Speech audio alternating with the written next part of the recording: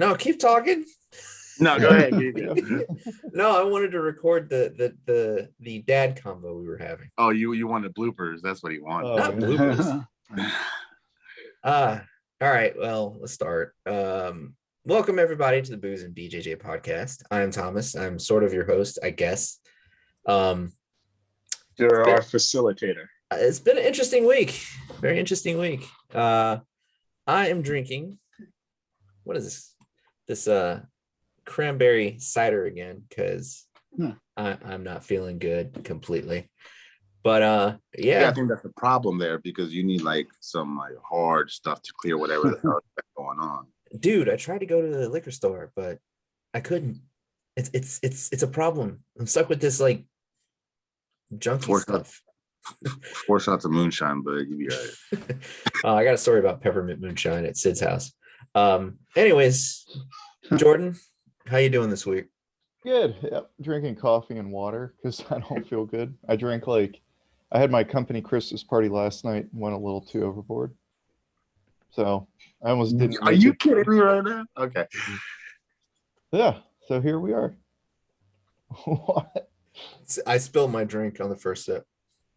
No, what I'm shocked is what happened today, and you're on this podcast and you're telling me that, so I'm kind of like in shock. Oh, I felt like shit today. Oh, I almost didn't make it. Yeah. Well, Suki messaged me I think like 2 days ago and asked if I could come because he was promoting Dovka. So I'm like, oh, okay, yeah, I'll come. And I woke up this morning. I'm like, I regret so much. Yeah, like, why am I here? Yeah. Good thing you made it, though. I know, right? Yeah. You fell for the rope-a-dope, but we'll get in that in a second. Yeah. Wole, how you doing? Good. Pretty good week. Got my mother-in-law in town. She's awesome. She's helping out with the kids, and I have a whole week off next week, so I'm going to be hopefully doing a lot of jiu-jitsu stuff. I am drinking, let's see, it is Blur Effect. I'll just read it, damn it. Apple pie and ice cream hard apple cider. That's what I'm starting off with. It actually tastes like apple pie and ice cream, and then I'm gonna follow it up with some bourbon with a little bit of honey in there. There you go. I might ban cider from the podcast because I agree. What's wrong with cider? This stuff is delicious. it's starting to annoy me. All right, fine. I gotta bring my Smirnoff Ice and stuff. No, That's even worse. Frankie, how you doing? I'm doing okay. Training was good this week. Tuesday night was pretty brutal because like training on an empty tank is like tough. I'm not drinking anything tonight. I am kind of chilling out because I am. That's it. That's all I got. Cool. Jordan, how did your week of training go? You hit the mute button, bud. You're on mute. Oops, my bad. There we go. I'm over. He's still drunk. Yeah. Hopefully not drunk. Yeah. No, it was pretty good. I went to high noon on Tuesday and Wednesday, so I did like the midday training. Got beat up by a bunch of black belts on Tuesday, and then they have the competition class on Wednesdays, which is like really fast paced. It's just straight rolling with like a 10-15 second break in between usually, or maybe 30. But yeah, you got 30 seconds to find a partner, and yeah, it's pretty intense, and just a straight hour of rolling. So, and then judo, followed up by judo, me teaching. So, and then I rolled today. And what happened to you today exactly? I got whipped. Anything else happen? After that. After the whipping? Yeah. Wait. I went home. Why did you get whipped? I got my brown belt. Yeah. My man. There we go. Yeah.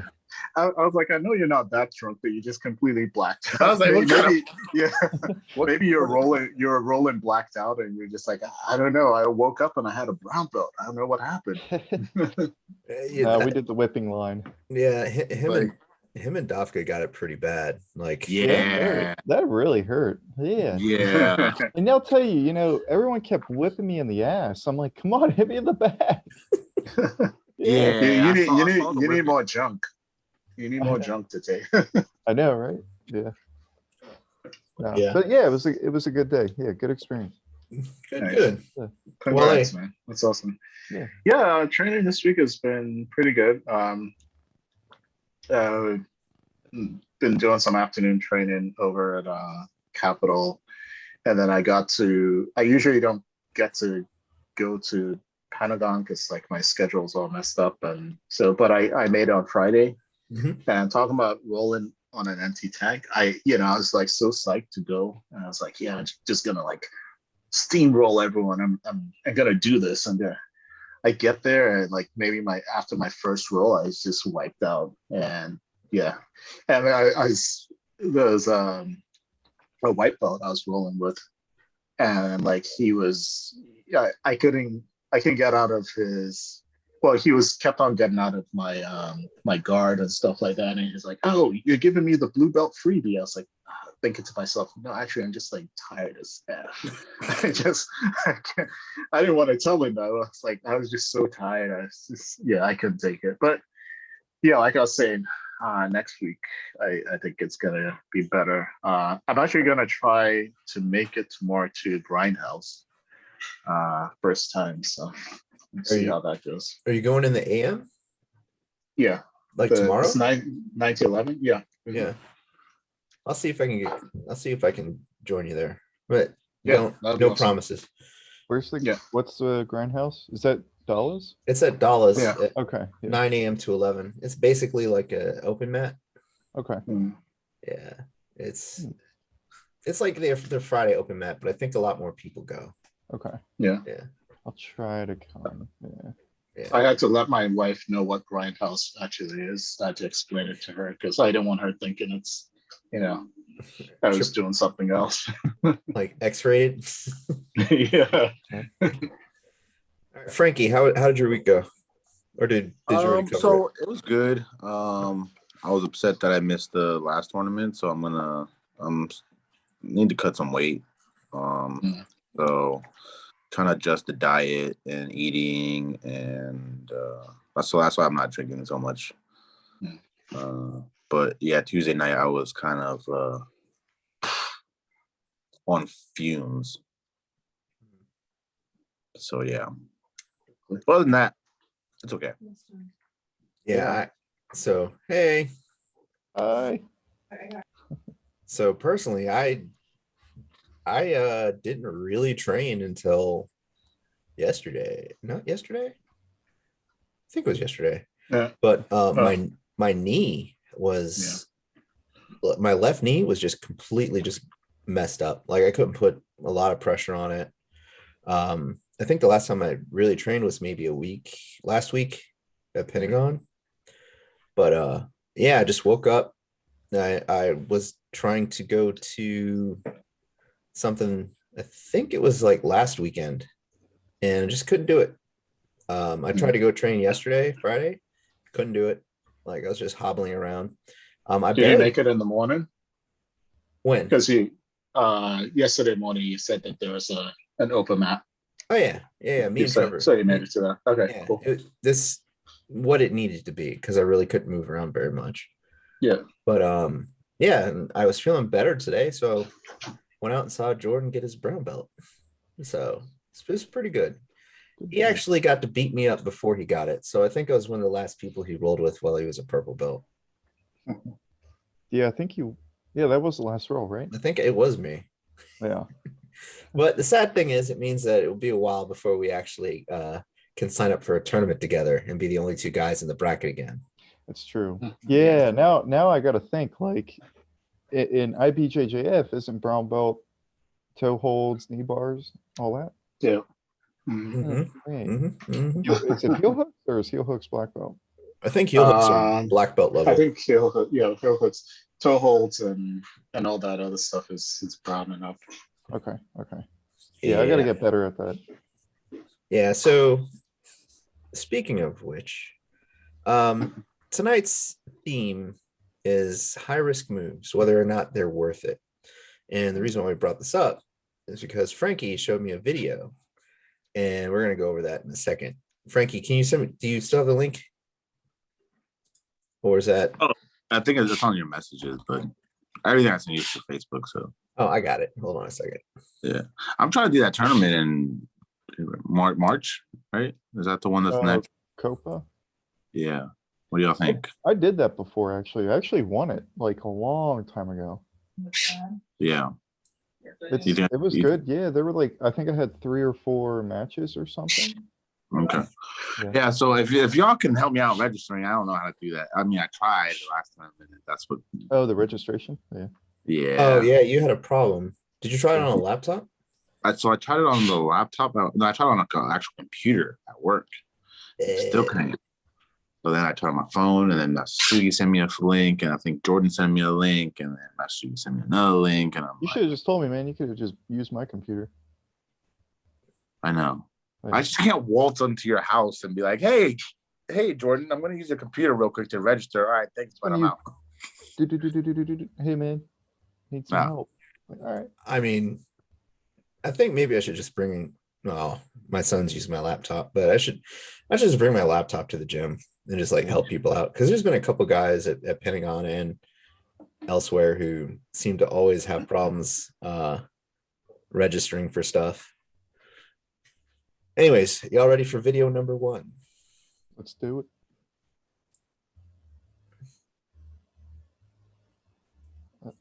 it. Y'all know who that is, man. Y'all better know who that is.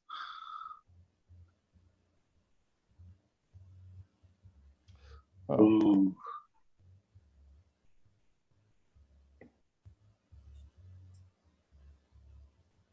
Huh.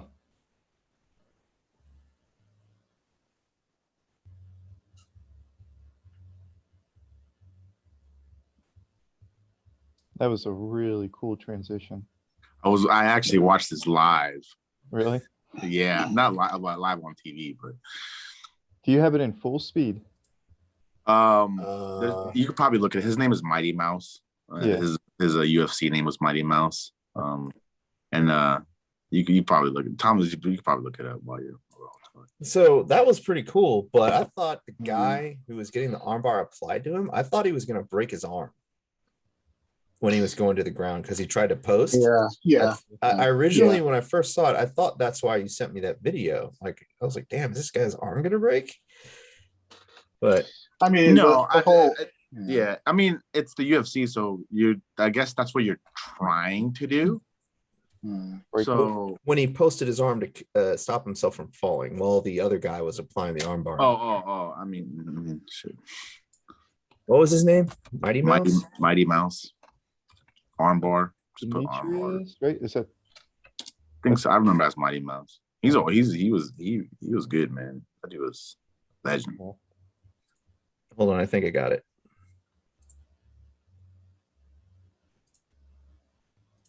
One second. Yeah, that was awesome. Let's see how this looks in full speed. Full screen it, bud. Can you full screen it? So fast. Yeah.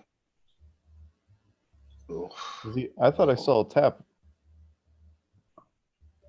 Hold on. Let's rewind it.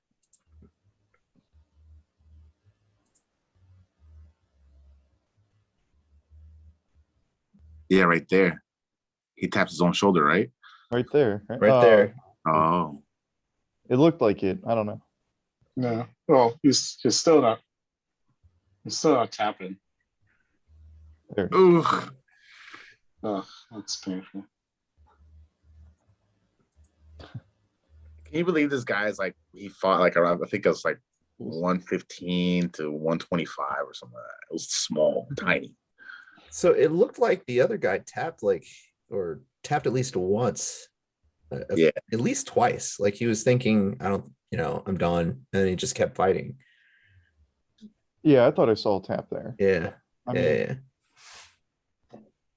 That's why you don't stop, I guess, until the ref stops you. Ref stops you, yeah. Yeah, yeah. You just keep going until the ref stops. If that arm is coming right off, you still keep going until that ref stops you. There's been a couple times I've been watching matches from our teammates, and they've definitely got a submission on somebody. The person tapped, and the ref didn't see it, and then they let go, and the other guy got on top and submitted them. Like I've seen that at least twice now, 2 or 3 times. But what do you guys think? Was that worth it? Because like there was a lot of risk going on in there. I mean, the whole carrying thing, it seemed a little extra to me. Well, again, it's a different environment. It's UFC, so you're out there to like, some element of it is you're out there to mess the other person up. But right, it's just, it just seems so. I mean, it looks like he's done this before, or like at least trained for it, but it just looks so painful, and it looks like things can go wrong really quickly. yeah. So you're saying that was a risky move, Tom? Well, for me, when the guy in the blue shorts was going down, he tried to post. Oh yeah. That's really where my concern really was. So, are you saying risky for him or risky move? Are you saying that Mighty Mouse did a risky move, or pause? Which guy is Mighty Mouse? Because I don't. The guy giving the business is Mighty Mouse. Oh, well, yeah. I mean, in this environment, I understand, but like in a BJJ context, if this were to happen, like if somebody chose to do a takedown and then while the takedown was being fully executed and then switch to an armbar in the air, like it seemed to be a little bit of risk there. Because is it illegal? No, it's legal. Well, I mean, technically, wouldn't it be a flying armbar? Well, yeah. You can't do flying armbars anymore, right? In Jiu-Jitsu, or can you? I don't think you can. Yeah. Even in black belt level? I'd have to look it up. I know that's something we'd have to look up. Yeah. What about no? I did see.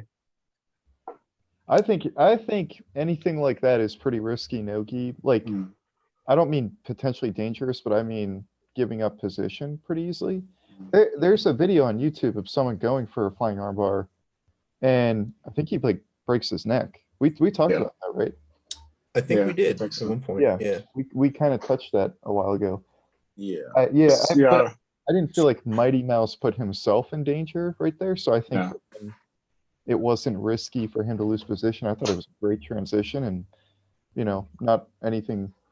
But as far as the guy on the bottom, I mean, yeah, posting his arm is not the best idea, but yeah, I mean that's what comes naturally, and I think with the speed at which it was done, your brain reverts to what's natural, and the natural thing is to like just put your arm down.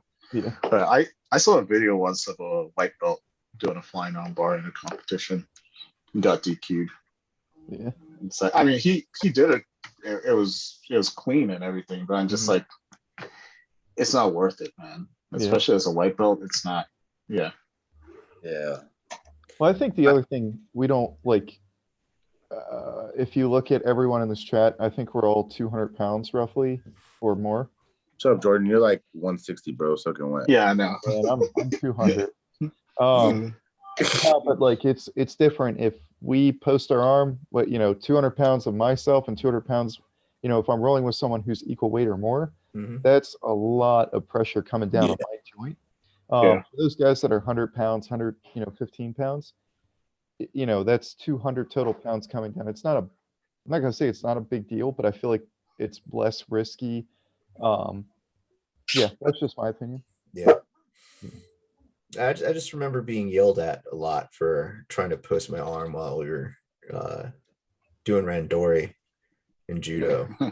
It's like, Mom, stop that. And I'm like, okay. Yep. I posted one time, guy threw me in like drop Sianagi, and I separated my shoulder. Oh. Yeah, that was like 6 months. Master Maya threw me once, and I posted my arm. I think it was a hip toss or something. I posted my arm, and it felt like my shoulder went up. Yeah. And it felt like my shoulder was going to go like straight up out of the socket. Yeah. So luckily, like nothing bad happened, but I was just like, yeah, shouldn't pulse my arm. Yeah, I think it was even at Pentagon training there, somebody hit me with a double leg, and one of the guys in attendance was a high level judo guy, and he saw me like try to post my arm out, and he yelled at me for it.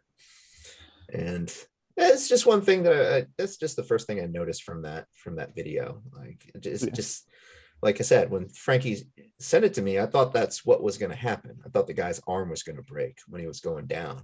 Yeah. But It's, either way. it actually, kind of glad you mentioned it. So I was talking to, at High Noon when I was teaching one of the first judo classes. I realized after a while, like, I don't know if, you guys may not have done judo much time. I know you did. So you know that your first couple of months, you spent a lot of time doing break falls, just, learning to take a fall. I feel like times are different where if you try to put someone through a beginner judo class like it was 10, 15, 20 years ago, your class attendance will just plummet. No one wants to learn how to do break falls. Yeah. And it sucks because like I feel like, some of my classes I teach, I'll show you guys Uchimata or something. And I still see people posting sometimes, and I'm like, I probably shouldn't be showing this because we're not doing enough break falls. So it's one of those things where I feel bad. I'm like, is it irresponsible of me? But I know not too many jiu-jitsu gyms cover break falls at all. They do some forward rolls, but it's like, that's the only bit. And as people are going through the forward roll, there's no true break fall. Yeah, I think also it's like, there are a lot of times, you go to a gym and you do the whole forward roll, backwards roll, and all those types of rolls and things like that, but no one really tells you why you're doing it. Exactly. It's like you're drilling the stuff every class at the beginning, but no one really tells you why you're doing it or when you should apply it. Yeah. And I think a lot of times also gyms with new folks, they don't even tell them about you need to tap, so a lot of the basics that are missing. I don't know if it's just because it's just, nowadays it's more about getting people in and, getting them into the sport. I don't know. But I think you're right. It's like, if you take like several months doing just break falls, people are gonna be like, no. This isn't the 80s anymore. You can't do wax on, wax off for 3 straight weeks, and then the kid keeps coming back. Yeah. Now it's like, oh, I'll just play my iPad. Screw that. Yeah. And I think that's the reason why is because the UFC is because everything's on the internet. Yeah. Oh, I want to do that. I want to hurry up and do that. It's not, back in the day we didn't have YouTube or whatever. So whatever you saw in a movie, you're like, oh, I want to do that. But you go to the actual gym and like, well, we got to start here first before you do that. Yeah, and I mean back then also like the instructors were a lot more traditional. So it's like they're gonna put you through everything that they had to go through. Yeah. I think that was part of Sugi's respect speech earlier today. Yeah. He has that speech a lot. What was the speech about in general? I guess,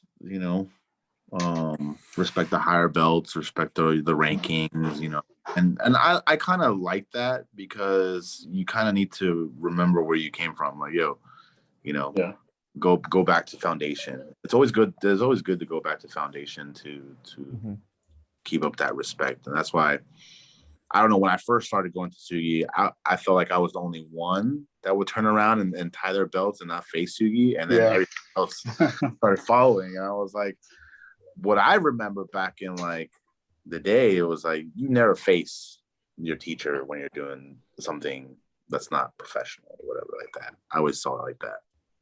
Yeah, I still, I still bow when I come on the mat and when I leave, that sort of thing. Yeah. Actually, on Friday, Isaac, Sugi was like mopping the floors, and Isaac was like, "No, you got so like one of the white belts to do it. He was like, "What are you guys doing? So you shouldn't be mopping the floors. Someone else do it." Yeah.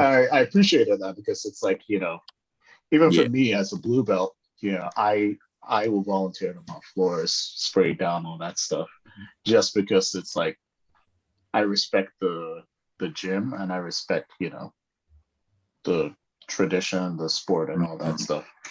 Even with like judo, I wear white belt when I do judo because like I know nothing about judo. Yeah. Because I respect it that much that I'm not gonna wear the same color belt. Yeah. I go up to, even if I'm running late, I'm like, hey Masugi, can I join class? Mm-hmm. And then he allows me to come in. Mm-hmm. Yeah, that's what threw me off a little bit, Tom, because he did the belt promotion for Davka, then gave the speech. So I was like, oh, we're gonna bow out here and get out of here.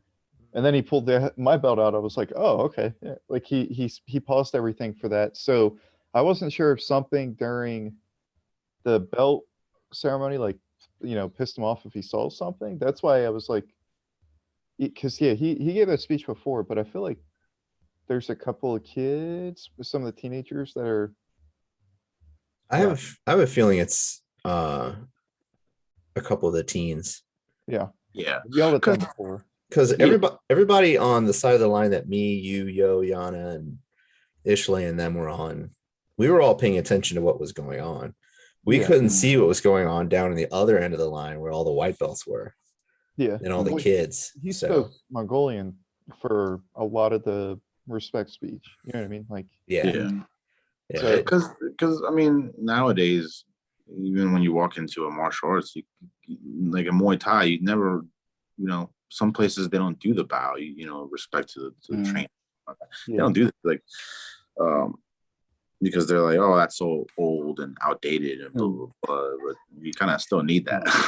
Yeah. I actually kind of like that sort of stuff. I mean, some places take it way too far, and I know that some places there's no talking during rolling during the entire class and stuff like that.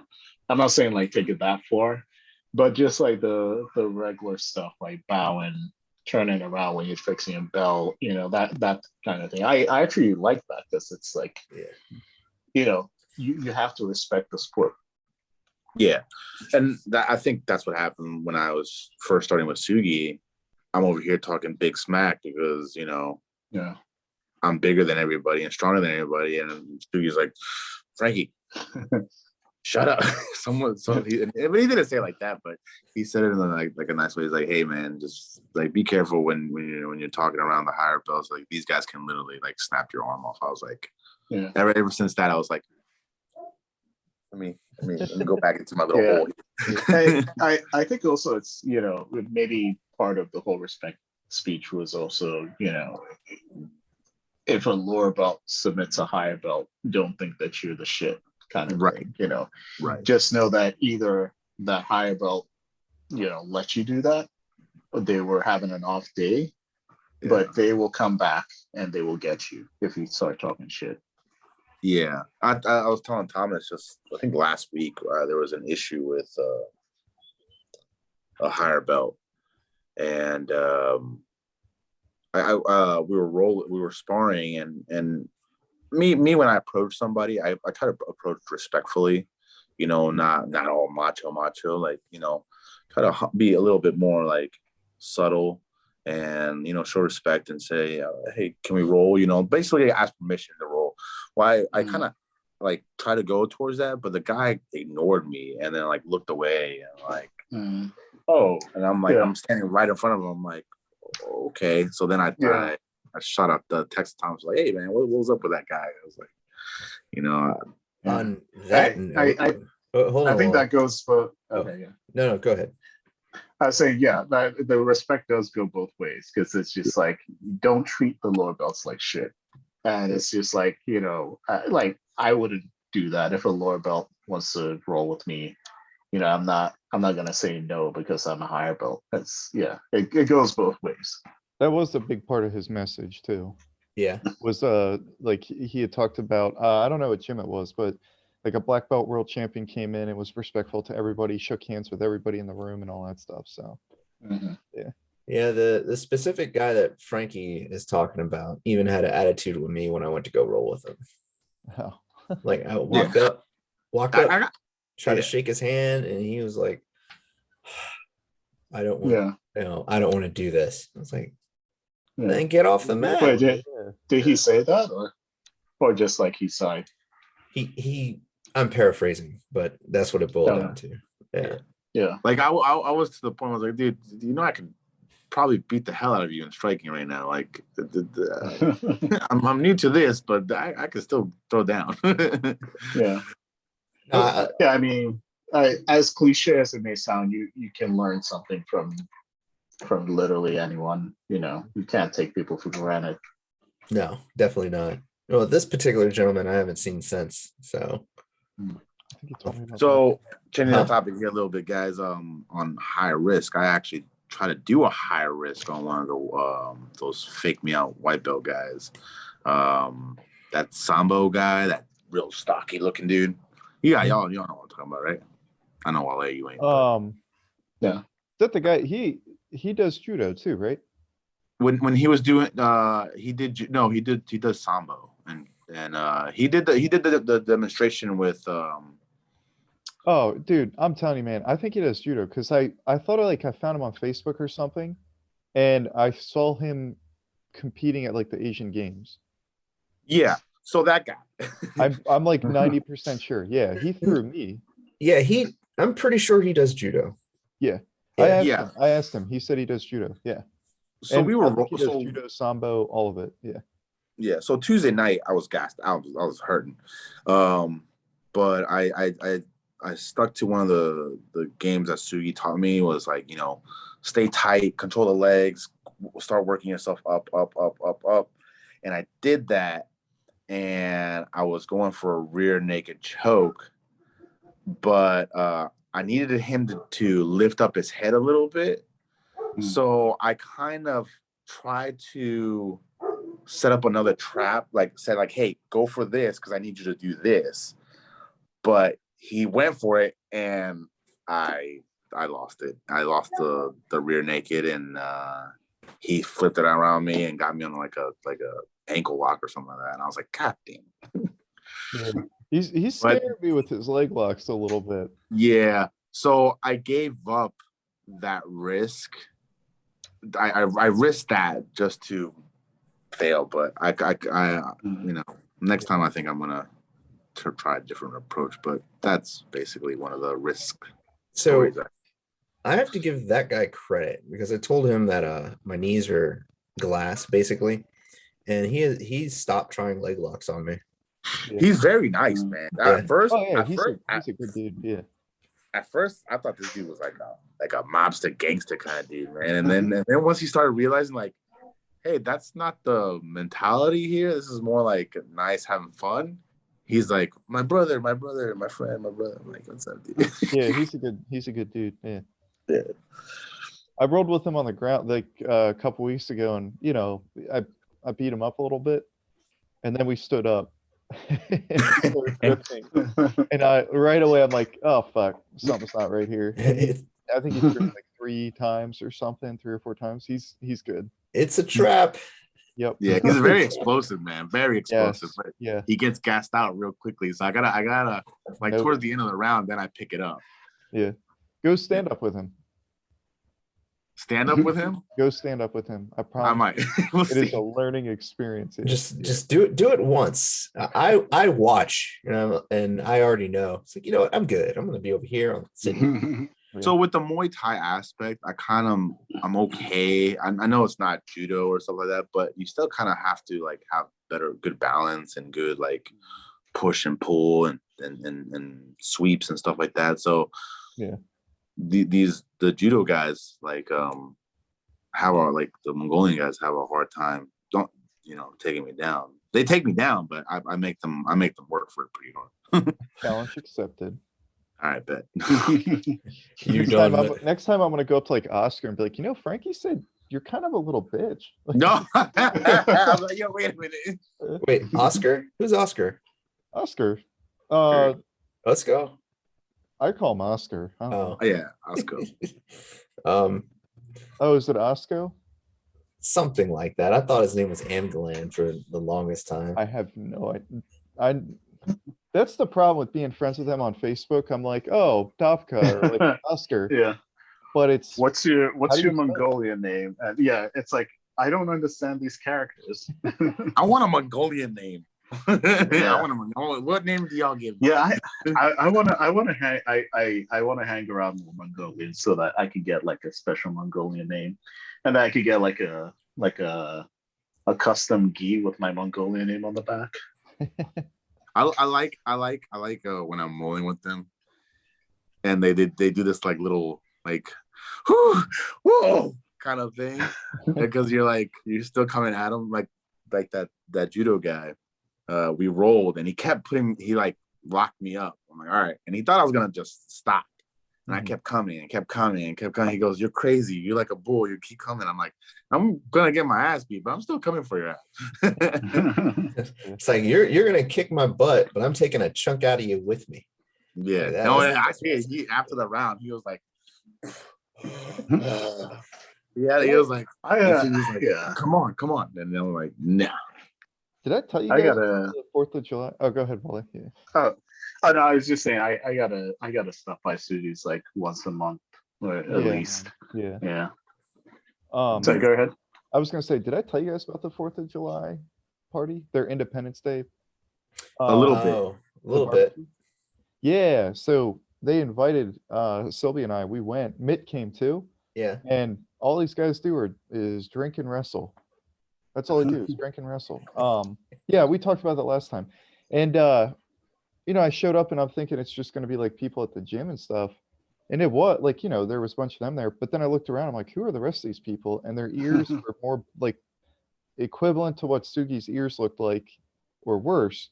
And I knew, I'm like, this is going to be a rough day, like, I got to talking to some of them, and a lot of them were like NCAA place winners, like second place at, the NCAA championships. I forget the one dude wrestled for, I can't remember, but I think it was Division 1. I'm like, all right, I don't feel as bad anymore. Like losing, getting destroyed. So I don't know if you guys So did noticed you- this, but have you guys noticed, like, okay, so there's like that marbling thing right next door. yeah. But there's always these like people that come out, and these like little old men, and they're like, but if you look closely at their ears, they're jacked up. I'm like, wait a minute. Don't be fooled. Wait a minute. That's probably like a high level Yeah. whatever right there, and he can just tear you up. So were you doing traditional wrestling with them, Troy? Yeah. So, and it's Nice. funny, like, yeah. Did you wear Yeah. but nah. They actually gave me my own set afterwards. I have, Nice. yeah. So I'll wear it next year. Yeah. No, actually, I think was it you, Jordan? Somebody pointed out there's this little old guy that was walking out of the marbling place. That's me. I said that. Oh, was it you? Yeah, Yeah. and you were like, that guy's a high level wrestler or something. No, like that was me. Oh, that was you. Yeah.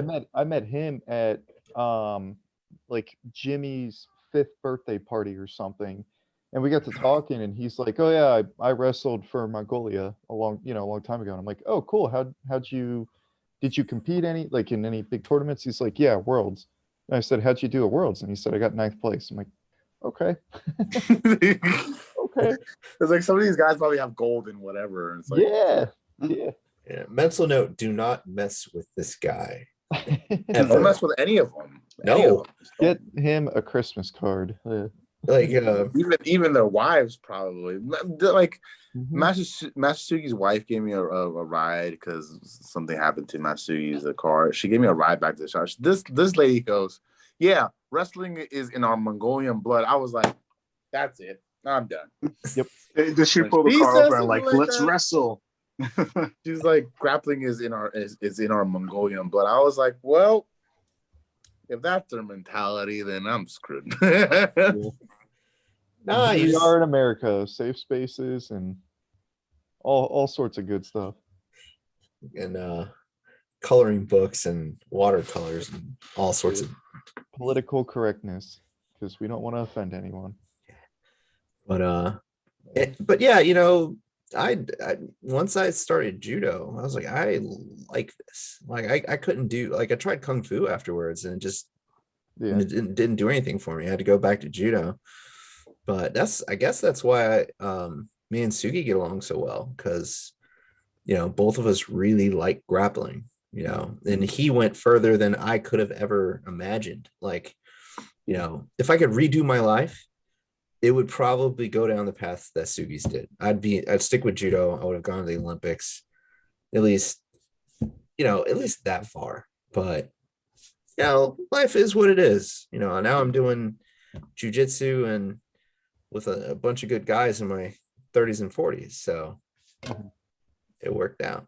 You ever notice how people start in other martial arts and they kind of all, like, if they switch to jiu-jitsu, judo, they kind of stop everything else that they were doing before. And Mhm. I think, and Muay Thai is a little different. Like Muay Thai, I think everyone always asks me, what do you think is the best martial arts for, like, MMA? Like Muay Thai, Jiu-Jitsu. You need those two and you're good.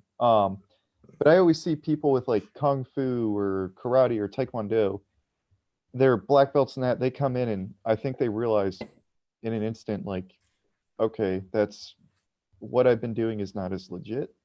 It's just not realistic, I don't think, So Yeah, I mean, like, okay, so when I was younger, I did the whole karate thing, right? But Yeah. when I was younger, karate was still kind of a little bit on the aggressive. Like they would make kids spar, kind of, and Yeah. like make actual contact and stuff like that. Mhm.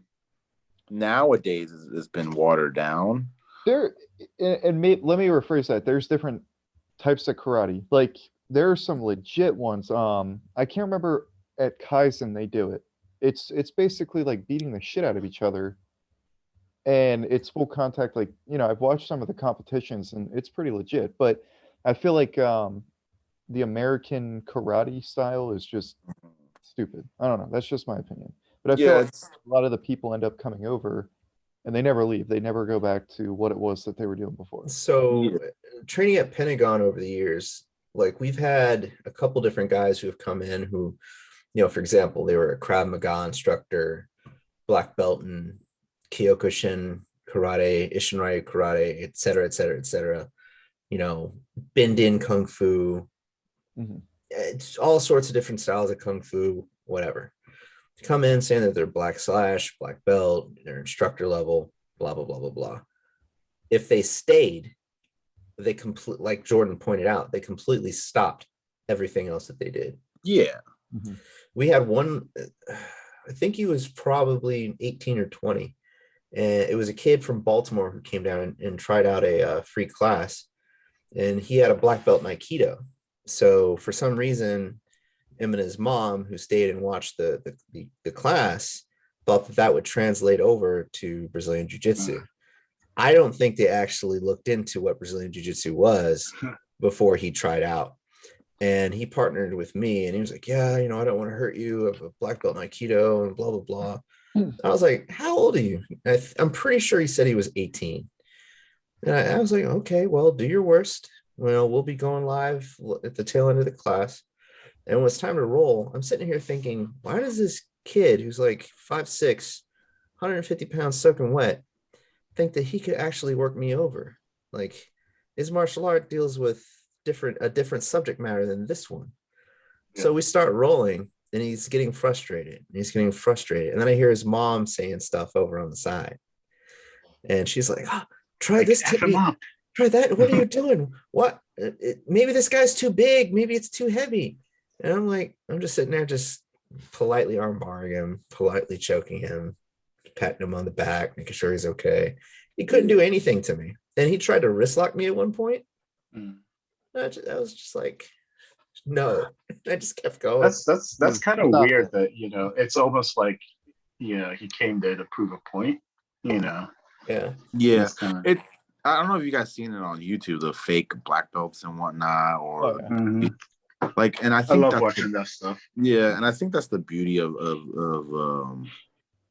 jiu-jitsu, is that you can actually call someone out and be like, okay, you're a black belt, here, put it to the test, and then where your credibility is from, and and stuff like that. So Yeah, I think that's because, you know, I know 7-year-olds that are black belts. It's like black belt in what, karate?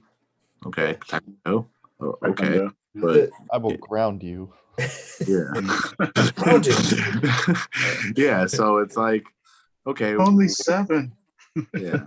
Now, don't get me wrong; these martial arts, karate, that yeah, they still teach respect and responsibility and blah blah blah, which that's always a good thing, you know, like the respect thing, right? Yeah. But in combat, in actual combat, no, I don't think so. Yeah, I think I don't know how it was, back in the day, stuff like Taekwondo and some forms of karate, like maybe it was a bit more involved. And I think this goes back to what we were talking about, how, it's no longer the wax on, wax off days. So it's like, it feels like stuff like Taekwondo teaches more. It's more so about the respect, and it's not, you do learn some technique, but like I said, when you're becoming a black belt at like 10 years old, it doesn't translate into anything else, especially jiu-jitsu. I think we gotta go. I think we should go back to the wax on, wax off. Oh yeah. Nowadays it'll be, oh, that's abuse. And it's like, Yeah. Dude, like if I could, live with Master Sugi, for a few years, and he just teaches me jiu-jitsu, and he's just like, every day he's like, go to the top of the mountain and get me my bath water. I was like, yes, Master Sugi. Because it's worth it. You know what? I was thinking, if he for some reason just said we're gonna have a grappling retreat in Mongolia, would you guys go? hell yeah. Oh, hell yeah.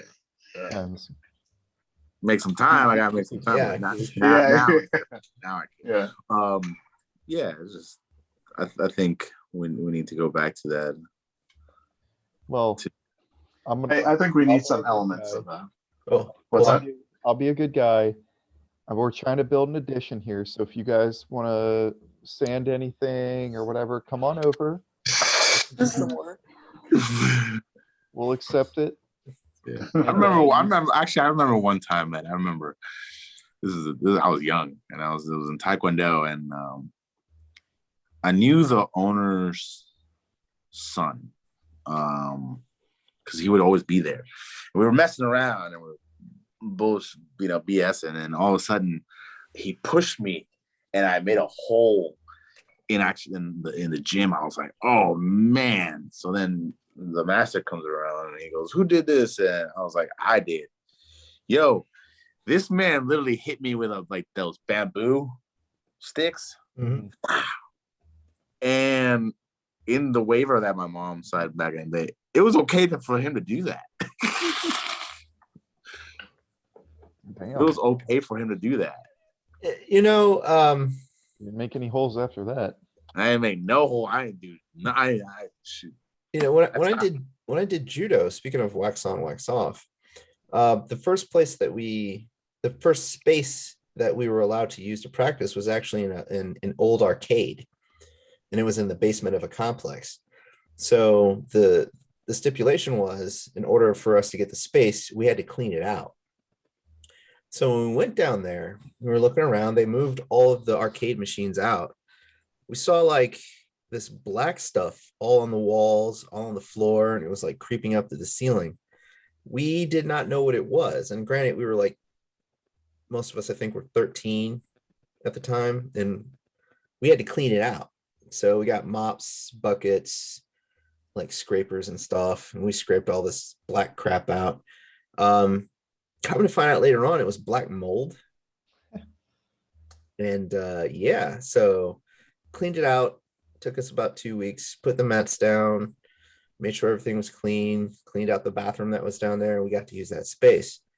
Now, for that time, from day one to the moment that we completely finished cleaning that place out, half of the guys that we started with never came back. And from there, going back to previous conversation, the first, I guess, 6 months that we were there, all we did was exercise and break falls. And that was it. Mm-hmm. We didn't learn a throw. They also taught Ishinryu karate there. We didn't learn any of that until we got those two things out of the way. You know, That's we a had, good way to weed people out, though. yeah, but you know, they lost some Yeah. money on that. But Yeah. you know, even the guys from that time period, like if you throw something at us, like if it's a new martial art or whatever, you know, we're not going to quit because of exercise. Like we're stubborn. And Wole, you and Frankie know when I started at Pentagon, I was in rough shape. So I don't know anybody who would have. I can honestly say I think most adults that I know probably wouldn't have gone through the asthma and all that other stuff Yeah. and stuck with it. So Yeah, it's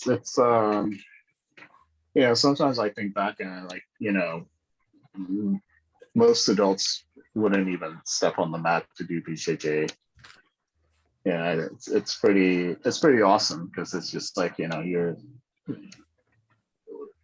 kind of in a different tier, so to say, but yeah, I mean, just think about how many white belts start and then disappear. You know, it's a high Yeah. attrition rate. Yeah. Anyways, gents, I think it's about that time to watch another video. Yep. We did get off track a little bit. We did. It's A fine. little. It's fine. I don't even remember what we're supposed to talk about. It happens. Who We're knows? talking. I think it's like high risk moves. Are they worth it? Yeah. Oh, there we go. So we're gonna watch a video on. Hold on a second. It's forbidden BJJ techniques. I think it's captioned in English, but I think the video is in Portuguese. What's Bracusa? What's it? I was just wondering about Black belt. Brazuca. I think it's a place in Brazil. Brazilian? Yeah. Anyways, It sounds like bazooka. let's see what they got. It should be 5 different techniques.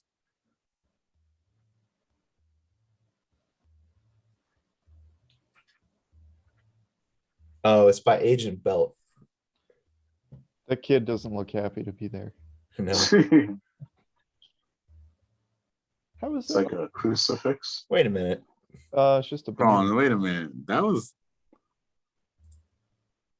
That's illegal. That's yeah. Is that illegal? I thought it was legal. I think you probably just can't do it in certain belt. Belt levels. Yeah. Yeah. Yeah, I think that's what the video was saying. I mean, this video is 6 years old, so maybe there's How old? no chance. 6 years? Oh, I thought they said 16. I'm like, God damn. Choke with a spinal lock. Wait a minute. Does Spinal not- locks? He's Yeah. not putting any He's pressure on like- the neck. Yeah, There's no like choke. It's just the he has pressure his on his neck. Yeah, he has his hand behind his neck and then basically pushing his head over that. So it's kind Oh. of like cranking the neck. Yeah, that does not look pleasant. But it is allowed for all belts from 16 years. So I guess if you're 16 and older, in any belt level, you can do it. Huh. What if you're like 12 and a half? No, Frankie. No. Straight footlock. Okay. I'm confused. I thought these were supposed to be forbidden. Like we do those all the time. Yeah. Yeah, we do because we're old as He's just demonstrating Dirt. what's illegal for what age groups, you know? Oh, I see.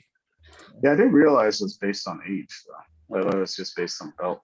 That wasn't Ezekiel illegal. Oh, Guillotines? I can't do omoplata? I don't know about this video. Yeah, this video seems a little suspect because there's supposed to be 5 Yeah. forbidden techniques. Hold on. We're only on number 7. Oh, yeah. Yeah. All right, pause. Wait a Yeah. minute. You have the right video? Oh, he's got YouTube Premium. I do have YouTube Premium. dang. Look at you go. Yeah, I had my brother-in-law gave me YouTube Premium, and then I guess YouTube found out that we're not living in the same place, and they said I had to pay for it. So I'm mad about that. So we're switching to the other video, the 5 most painful submissions in jiu-jitsu. Let's see what they got here. Hashtag no liabilities. Yeah, Chewy.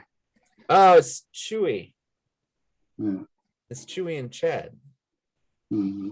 I don't know who they are. I don't know who they are either. They're out of Louisville, Kentucky. Yeah. I've been there a couple of times. He's awesome too. I haven't met Chad though. Do you have audio, Tom? On it? What, say what? We don't have audio. We don't hear anything. Oh, you don't hear volume? No. It's No. okay. Yeah. Oh, fine. I'll just turn it on. All right, here we I go. don't know.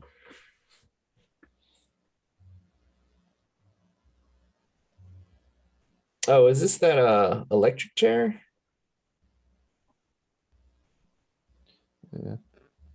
Yeah. Twister. Twister, that's it. Cinnamon crunch. Where?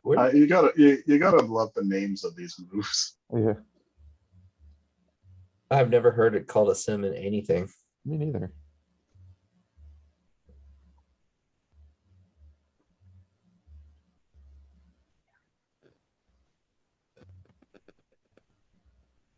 So I feel like this move is only painful when the person really knows how to lock it up. I think it's painful when you have a belly. Because Sugi's got me with that, and I had to tap because I was just fat. Just exhale all the air out your stomach.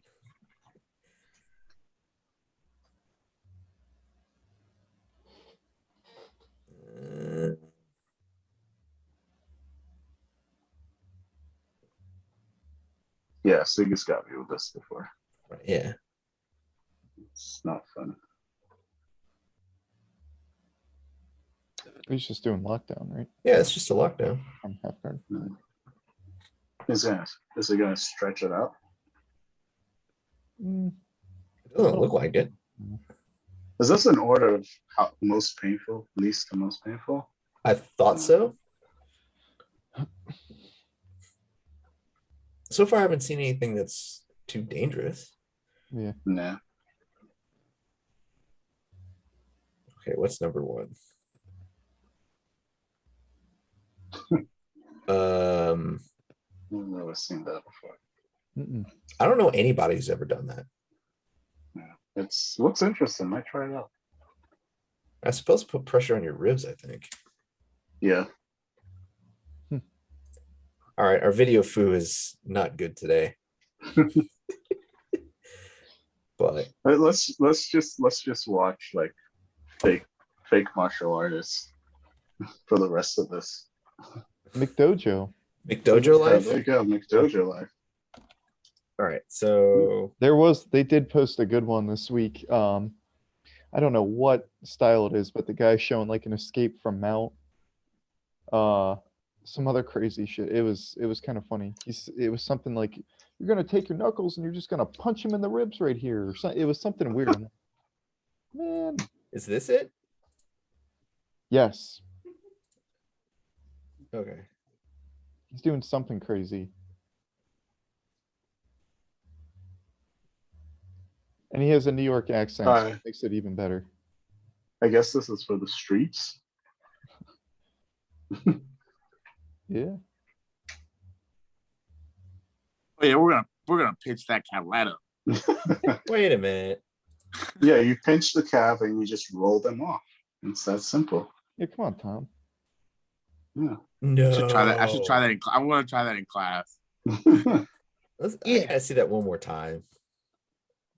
Yeah, you need to get the nuances of it, and you need to get the micro adjustments. Oh, you got to do the guard break. Go back to the guard break one. Oh, that's the gallbladder mount escape. Gallbladder mount. What? What is audio- it called? It has nothing to do with gallbladders. You have to listen to the audio. He's talking some crazy shit about hitting like a gallbladder. I don't know. We're gonna revisit this one when I can get the audio to actually Yeah. like be shared as well. His accent makes it even better. But yeah, go to the Mount Escape one. There's another one. Yeah. Oh, hold on. Is that the one on the far right? This one? I think. Yeah. It's the same guy. Yep. Yeah.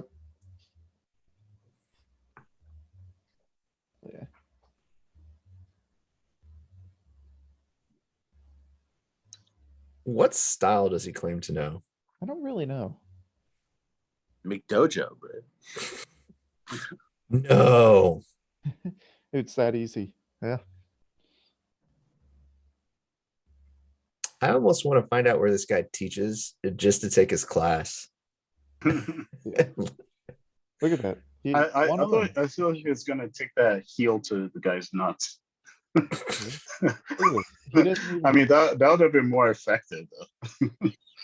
yeah. I mean, he's not really even when he's doing the ankle lock, he's not even really holding the guy down. Like you could literally just Yeah. I mean, he could literally stand up sit and be up. fine. Yeah. Yeah. That's not really gonna. Boo. We all need an Uki like that though. Like Someone that drinks the Kool-Aid, you know? That's a fart defense. Oh All God. right, let's not go down that route. No. The All I'm saying is like a bunch of Star Trek guys probably watched that. ate too much beans defense. No, thank you. When I did judo, we were doing newaza, and this guy Chris that we used to train with, he had an upset stomach, and he kept passing wind on people, and we all started laughing, but he took the joke a little too far, so he intentionally started farting on people. Oh, dude, that was wild. Oh God. But yeah, like going back to risky techniques, what we just saw is probably the ultimate in risky techniques, because if anybody actually tries that crap in a jiu-jitsu class, they're gonna get rocked hard. If you start grabbing my cat squeezing, I'm probably gonna get upset with you. It's like, what are you doing? Like, stop that. Yeah, speaking of risky techniques, you see that dude from Atlanta, Dust. What did he do? It's this guy from. Hold on, let me look it up. I think Wole doesn't like us much. He's been turning off his camera for. No, I'm looking at the dude's name. Oh, okay. Are you on a phone too, Wale? No, Yeah, that's what I thought. Yeah, he hates us. no, I'm on an iPad. Same thing. Nah. Same thing. God. Anyway, it's like this dude. He has like this tactical training thing.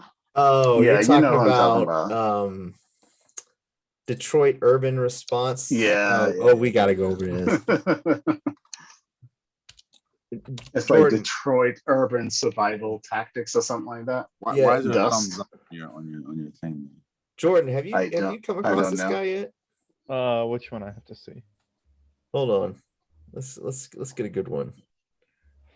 I think he had one on a few videos on grappling. Actually, I'm just gonna pick one, and then we can go from there. I mean, all of them are good.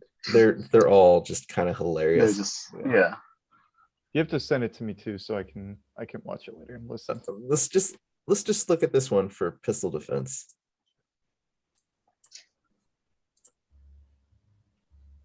All right, share.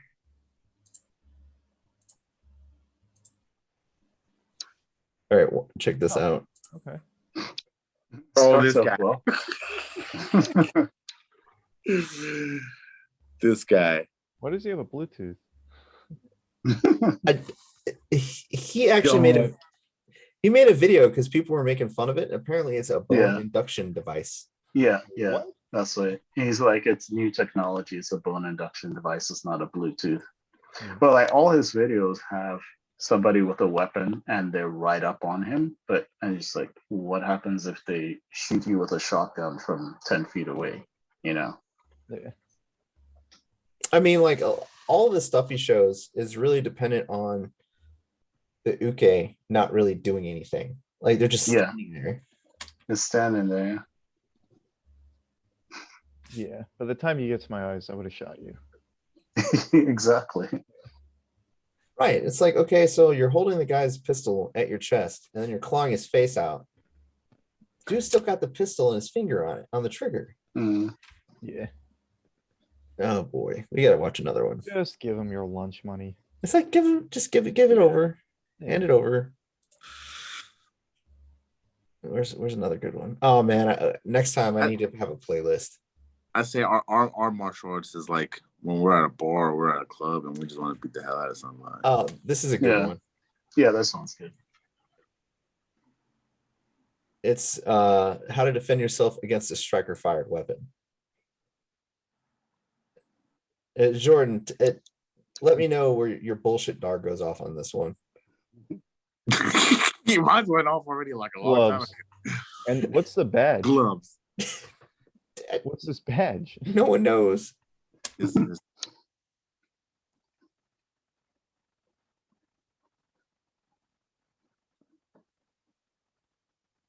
See, she just shot him. Yeah. Or he just shot him. I don't know. That beaded bracelet, that could be a woman. Did you see it? Wait. Here, I'll go back.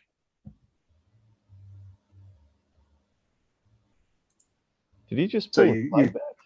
You catch the chamber before it yeah. So he's saying the best way to defend yourself against a striker fired pistol is to grab the slide. Yeah. That's gonna fuck your hand up, right? Yeah, but it doesn't stop the round from firing either. Well, the slide goes back because of the propulsion from the round, right? Right. So here he would be dead. He's already shot. Yeah. All right. Does anyone want to like message him? I'm pretty sure we're not the only ones that message him. No. He's been getting so much shit about this. Yeah. So the reason why people are going in hard on him is because in Detroit, the police departments there, their response time is getting up to like 2 hours plus. So a lot of places in Detroit are hiring private security and private police forces. Mhm. His group apparently is one of those groups, and this is the stuff that he's teaching his guys. Yeah. And like these are all kind of like amateur folks who've never, these are just basically regular folks off the street that want to help out, and they come to him and he teaches them all of this crap. So it's just like they have no background in any sort of like weapons training or any sort of like martial art, and he's teaching this to them. Yeah. So to them it seems legit, but Yeah. yeah. Well, I'm gonna try until someone gets shot. I'm gonna try to find one of his grappling videos. Yeah. I kind of want to take his training and just call him out on his BS. Yeah. Yeah, but I don't know how that would go over. Whatever. I can't find it. That'll be for next time. There's a kind of related. The Marine Corps has a martial arts program. It's an absolute joke. So these guys, they're actually kind of famous, like within the Marine Corps. They made these kind of like little parody videos and just making fun of like Marine Corps life. Well, it shows the Marine Corps martial arts program, expectation versus reality. So the expectation is they do some crazy room clearing stuff and like, shoulder throw, just a bunch of crazy, it's them doing this really cool fight scene. And then the reality, you guys don't know this, but it is so dumb. When you do line training, they're like, all right, do a horizontal hammer fist. You get your mouthpiece, you shove it in, and you stand there in your stance, and then you do a horizontal hammer fist and yell Marine Corps. And I've seen this because a buddy of mine, he's dating a girl that's in the Marines, and they were doing this, and I was like, it's a joke. Well, it's so funny because you see like the dude, they go through this crazy expectation fight scene, and then it goes to reality, and the instructor's like, all right, demonstrate a horizontal hammer fist, and he does it real quick, and then he's like, okay, in your own words, what is the warrior's ethos? And he's like, I forget what he says, but it's the most hilarious thing. He's like, Staying up in my room until 2 a.m., getting blackout drunk and trying not to text my ex-girlfriend. And he's like, I'll take it. Like, it's so funny. Like, I can't think of any better example of like kind of a joke of a martial arts. And it really bothered me when I did join, because I did have my black belt in judo and I thought like, oh, this is awesome. I can't wait to train. I can't wait to do this. Everybody who is an instructor in the Marine Corps has never done a martial arts before. Oh no. So it is the most frustrating thing. And most of them don't have the sense to sit back and be like, I don't know what I'm doing. And I should probably educate myself or find someone who knows what they're doing. Now, luckily, my friend who was he was in charge of our platoon, he went through the instructor's course and then he said, okay, you're a black belt in judo and you just whooped everyone's ass. Can you teach all the grappling? And I'm like, yeah, man, like, appreciate it. Yeah. So speaking of that, I'm gonna kind of change directions here. So Jordan, since you're a brown belt now, what do you think the difference between a BJJ brown belt and a BJJ black belt is? That's a good question, because we actually had a discussion over at High Noon a few weeks ago about the different types of black belts. So you're saying the difference between a brown belt and a black belt, right? Yes. I think it all depends what route you take. Like, there are fantastic club black belts, but then there's competitors. You know what I'm saying? So there's like two different avenues of every single belt. So to me, I think the difference is just becoming like, and I don't even think I'm at that point, but when I look at like judo techniques and I break down throws and stuff, there's every part of your body's doing something. So for Harai Goshi, in my mind, it's become muscle memory, like where my leg goes, how far I want to step, just every little detail where my hands are. When I do like X guard, I'm just like, oh yeah, I can get to that position. But like, there's little details I'm not picking up and I'm not proficient with it. Or like different things like that. I think it's just fine tuning all those things. I mean, you become an expert in all like the little details of what makes a move actually work. So you say you haven't quite gotten the muscle memory for? I think I've gotten by with like doing. I got like, I don't know. I just have a weird game, so I'm able to get away with a lot of stuff. But also, I have people ask me so many times like, "Oh, can you show this, this, and this?" I'm like, "I can do it, but you want me to break the move down?" I'm like, "Oh fuck." So, it's not my house. We're fine. Not mine. Not mine. Oh, yeah. Thomas. We're fine. Yeah. All right. Sounds like yeah. To sum it up, I think it's just a like fine tuning of all the little details and just having, I don't know, like a very solid base in, all the positions. That's just my opinion. If you ever roll with Suki, he's not doing anything crazy snappy. He works his game and he is solid with it. And I mean, every little detail with the pressure, with his weight, with, I don't know, his grips, he does everything for a reason. It's all very deliberate. Yeah. Exactly. To me, it feels like, when as a white belt, your whole game is just survival. And then blue belt, you start learning some techniques.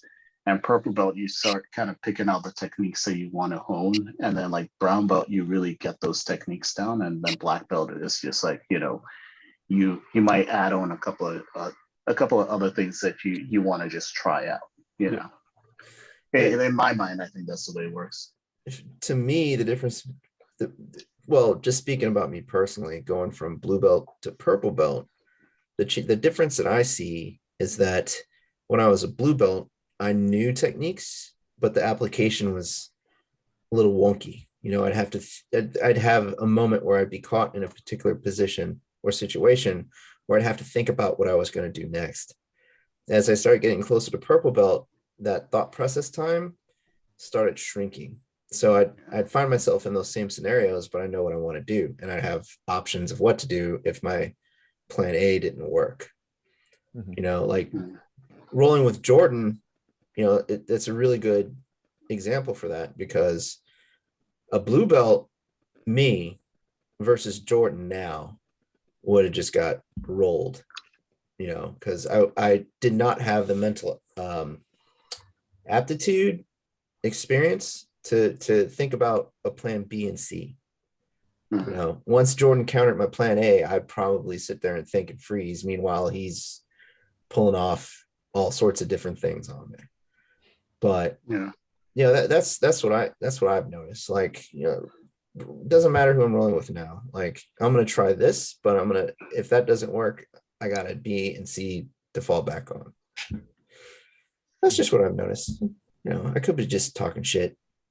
Who knows? Yeah, I mean, I think definitely purple belt's kind of where you start honing your game. And like you're saying, you know, I think the difference between blue and purple is like blue, you know, the techniques, and then purple is like you start chaining things together. It's like A, B, C. You know, if this doesn't work, I'll switch to something else. And yeah. Mm-hmm. But yeah, it's like your perception and reaction time increases. You know, so you can chain techniques together quickly and more fluidly because it you know, that the experience that you've accumulated allows you to react and make decisions at a quicker pace. At least, you know, that's. I was going to say too, I also think it's like the lower belts, I feel like they have, this is why when people say, like, they talk about a game plan, how can you have a game plan when they haven't given you anything? You know what I mean? Like, I think the higher belts, the higher up in the belts that you go, you start seeing more like you know, quick adaptation, real fast as you kind of feel each other out, you adapt to the situation almost immediately. Like there's a I don't know how to explain it, but it's like if I go out, most of the time I'm going for a takedown, but if I get on top, I've got to learn to adapt to that position or that situation because that person might have an answer for me. I think blue belts kind of go out and try and impose their will, like white blue belts. And, you know, they look at it and they're like, all right, I'm going out there, I'm doing this, this, and this. And if it doesn't work, I'm going to crank even harder and he better tap. They're, you know, they go for an armbar, they screw it up and they just flail and go crazy and end up in a neutral position. You know, I think the higher in belt level you go, you start seeing things a little smoother. Position before submission, you know, I think you see a lot of blue belts kicking over for an armbar. They don't have the position solidified. They fuck it up, and then they have to scramble back to their feet, and they just lost everything. Some of the better, like, or, you know, some of the higher belts, you see them, probably, you know, it takes them 10, 15, 20 seconds to even sit back for the armbar. They're like getting that position solid. They're securing the leg. They're making sure when they do go back, that person's not going to hitchhiker out or, you know, use any momentum. I just feel like you kind of just react to what the person's giving you instead of going out with something set in mind, you know? Yeah. So I feel it's game plan versus reaction. yeah. I think that's the biggest. But I feel like now I'm still a lower belt that I kind of don't try to go for those arm bars. If I know that I'm not going to get it, I'm just going to let it go, you know? Yeah, but you also, you have a lot of martial arts experience. Like mentally, you might not think about it, but you don't go out there like expecting to get a knockout in 20 seconds. You know, I mean, unless you know, like you got to move around, feel someone out a little bit, and then you don't just go for your haymaker. Like you're correct. Set it up. You know, you got to set up your punches. So yeah, but like at Pentagon when I was training when I first started with Sugi, I was like trying to choke everybody out. I was like, I'm going to choke him out. I'm going to choke him out. Yeah. Now it's like, okay, I'm going to try it, but if it's not there, I'm letting it go and I'm going somewhere else. Yeah. I think that's like one of the important things that I learned is, you know, I think it was Sugi that told me, like, if you try something, it's not working, you move on to the next thing. Like try 5 seconds. If it's not, you should be able to sink in like a submission within a few seconds. If it's not working, you gotta keep moving. Yeah. So I learned that from Thomas. When we're rolling, if he knows that he's not gonna get me, he's like, all right, I'm gonna do something else, and then try. And then he's like, and then he just like goes somewhere else, and then eventually he comes back around and gets it. I'm like, all right. So that's how I learned to like, if I'm not gonna get it, I'm not gonna get it. You know. So just. So the funny thing is, when me and Frankie started rolling together years ago, He would like if he snatched my arm for an arm bar, like I'm talking like at first. I thought he was gonna rip my arm off. He was like, "Arr, arr." I'm like, Frankie, that's not gonna work. But you know, it was funny because he was a good challenge for me because I would try attacks and he would counter them or not let me get it. So I constantly have to like try different like shoulder locks, different arm bars, different this, different that. And the no-gi instructor Jay that used to work at Pentagon, I think it was Jay, like came over after we had rolled and he was like, man, you tried like 8 or 9 different submissions on him and you just couldn't get him. I'm like, yeah, it's Frankie. He's like a bull. Like I have to catch him with, you know, with something that's gonna hit. Otherwise, like it's a wasted effort. But yeah, like I tell Frankie, like if you go for a submission or a move, and if you struggle with it for too long, just do something else. And that's also what Sugi says. I like And that. then, Frankie, hold on, and then along comes Jordan and just ruins that whole mentality away. And then, Yeah. like shit. Frankie the Bull Montenegro. There you go. There you go. And here comes Jordan with his bizarre armbar executions. It's like, where did that come from? Yeah, I'm like, what is he doing to What me? the I've never heck? seen this shit before, and I'm Dude, over here like, we- who the hell is this guy? we need to figure out a time where we can all roll together. So I have pretty much all the next week open. So you know, So Come Tuesday night. Come Tuesday night. I'm working. where Sugi's? 2 years. Okay. I'm actually working on it. Come Tuesday and Thursday night. I'll be there. Yeah. But yeah, I'm working on a completely unofficial, unsanctioned, possibly feather ruffling open mat somewhere. So everybody can come and we can beat each other up. It's gonna be great. Where will this be? We don't know yet. I don't know yet, but I'm thinking a familiar place in Woodbridge Okay. on a Friday night, perhaps. That'd be Never been there, but we'll see. It's good. Yeah, it is good. It'll be fine. Yeah. I'm gonna talk to I'm gonna ask first, of course. Dalla's a good. He's a really nice guy. Yeah. Yeah, he's really nice. So Yeah, let me everyone know. there is cool. Yeah. yeah, I think it'll be in Let me know. January. Let me know ahead of time so that I can make a plan for it. Because I really only have like 2 evenings to roll and stuff like that. So yeah, definitely let me know ahead of time. Well, it'll be in January, I think. Yeah. Yeah. So Let me know ahead of time so I can plan for it. I was Because thinking, also I gotta drive all the way out there, so I gotta add in more time to. Yeah. right. I was gonna Yeah. say if you're free this week, I would talk to Sugi, man. Like I'm sure if we said something to him, have like a holiday open mat on the 22nd or something, he'd probably open the gym up at like 1 p.m. You know. That's a good point. Yeah. Or Yeah. maybe January, like the open mat, opening year open mat, you know, kind of thing. Yeah. I don't know if I'll be around, but if I am, I'll show up. Yeah. Well, I'll get you around. On Wednesday? Take you out. What's that? On Wednesday, the 22nd? I gotta teach high noon. No, Yeah. during the day. Oh yeah, I mean, we could do that. Would that be good for you? Yeah. When like afternoon, Wednesday afternoon. Like 1 o'clock. Yeah, that works for me.